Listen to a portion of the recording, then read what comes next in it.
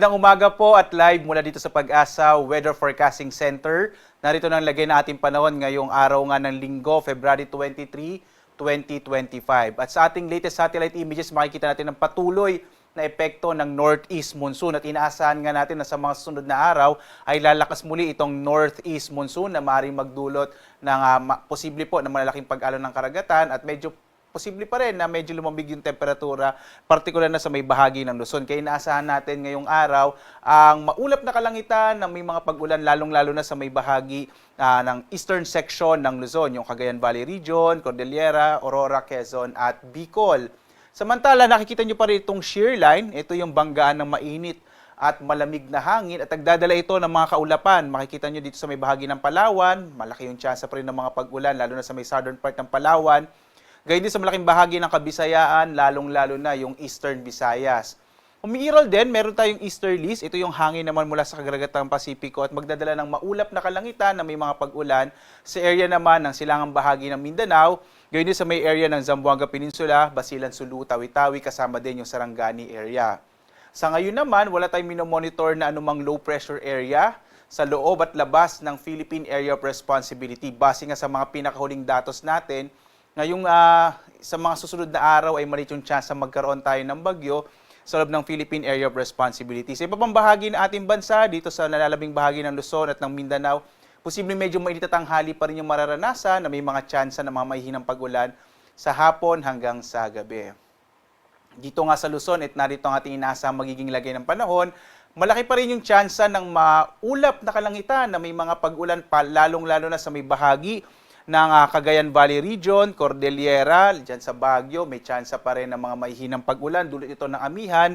Gayon din sa may Aurora, Quezon, at gayon din sa may Bicol Region. Sa nalabing bahagi naman ng Luzon, inaasahan natin ng generally fair weather na may mga potential pa rin ng mga isolated light rains. Sa nalabing bahagi naman, itong area ng Ilocos Region, Central Luzon, Mimaropa, kasama din itong Calabarzon at Metro Manila. Posibleng medyo mainit pa rin yung tanghali natin sa araw na ito. Agwat nga ng temperatura sa Lawag, 24 to 32 degrees Celsius.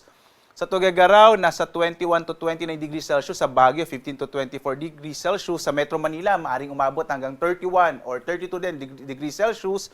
Sa Tagaytay, 21 to 28 degrees Celsius. Habang sa Legazpi, 24 to 29 degrees Celsius. At dito naman sa may Palawan, Visayas at Mindanao, dulot nga ng shear line ay malaki pa rin yung tsansa ng mga pag-ulan sa bahagi ng Palawan. Agwat ang temperatura natin sa Calayan Islands, 26 to 31 degrees Celsius. Sa Puerto Princesa naman, nasa 26 to 30 degrees Celsius.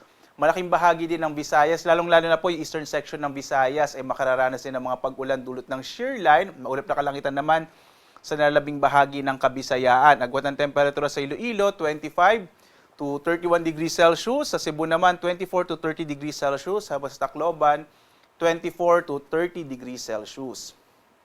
Dito naman sa Mindanao, inaasahan din natin ang maulap na kalangitan na may mga tsansa ng mga katamtaman hanggang sa kumisay malalakas sa mga pag-ulan sa may bahagi ng Zamboanga Peninsula, Basilan, Sulu, Tawi-Tawi, gayon din sa may Sarangani, Davao Region at Caraga. Ito ay dulot ng easterlies naman. Habang ang nalalabing bahagi ng Mindanao ay makararanas ng generally fair weather na may mga isolated o pulo-pulong pag-ulan, pagkidlat, pagkulog. Ito ay dulot ng mga localized thunderstorms. Agwat ng temperatura sa Zamboanga ay 25 to 32 degrees Celsius. Sa Cagayan de Oro, 24 to 30 degrees Celsius. Habang sa Davao, 25 to 32 degrees Celsius. Samantala, wala pa po tayong nakataas na gale warning pero kagaya nung binanggit ko kanina, posibleng lumakas yung amihan. Kaya itong area, yung baybayin po ng Northern Luzon, posibleng magtaas tayo ng gale warning mamayang gabi o bukas ng umaga. Kaya tumutok tayo sa update ng Pag-asa. Iba yung pag-iingat sa mga maliliit na sakyang pandagat, maliliit na mga bangka, lalong-lalo na sa may northern seaboard or sa seaboards ng Northern Luzon. Dahil inaasahan nga natin na sa mga susunod na oras, susunod na araw, ay lalakas yung pag-alon ng karagatan dito sa may northern seaboards, na lalo na ng Northern Luzon. Samantala, ang araw natin ay sisikat mamayang 6:16 ng umaga at lulubog, ganap na 6:03 ng gabi.